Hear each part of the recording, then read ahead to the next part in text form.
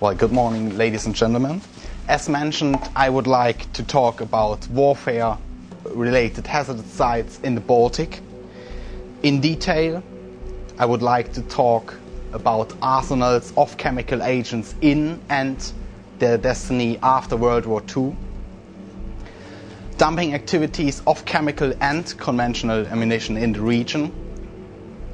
I would like to talk about present recent scientific investigations and resulting recommendations, show some open questions and risk potentials, also present securing and remediation scenarios and their consequences, and then finally end with a conclusion. First of all, something about the production of chemical weapons in World War II. Germany produced about 65,000 tons of warfare agents between 35 to 45, resulting in about 300,000 tons of chemical ammunition. 25,000 tons of this amount, of these 65,000 tons, were mustered. The chemical weapons were not used in World War II. That's why the Allies found that 300,000 tons in their individual occupation zones and finally had to get rid of them. The chemical ammunition, the chemical weapons, were partially stored or confiscated as whole weapons, especially the top nerve agents like taboon, sarin. There were also concrete disposal and destruction plans by the Allies with a deadline 1947. The weapons were usually just buried, simply poured out or burned based on the lack of appropriate destruction technologies at that time.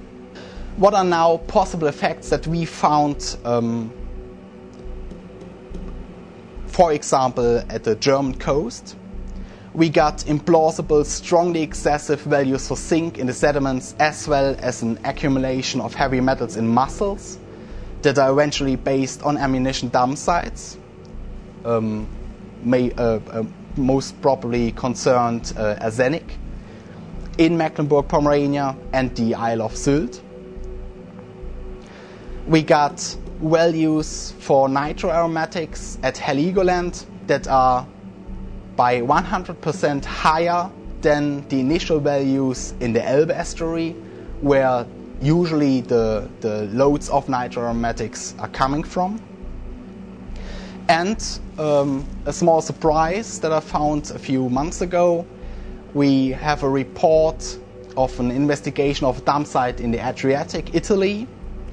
They found excessive concentrations of arsenic in fish compared to the FDA limit values for food, and that was surprising, near the lethal doses 50 for mammals at 20 milligrams per kilogram weight.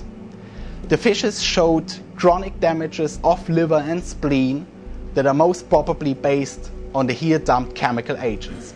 That was a surprise because not only the German authorities are always only talking of the theoretical potential that arsenics could end up in the food chain. We have a proof for this ending up of arsenics and with values that we never expected before. What are now securing and remediation scenarios? First of all, we got the possibility not to remediate ammunition contaminated areas. If you want, we can talk of a permanent disposal scenario. We can partially remediate contaminated sites. I was talking of a by the way scenario. We can realize a complete remediation of sites with high related risks and amounts of ammunition, a hotspot scenario. And finally, work on a complete remediation of all sites with known contamination with ammunition, a full cleanup scenario. We are quite sure that a remediation or partial remediation of at least the hotspots seems to be unavoidable from an ecotoxicological and generally risk-related point of view. So I think there's still a significant demand for action and scientific investigation concerning most of the related issues, especially in responsibility for future generations. Thank you very much.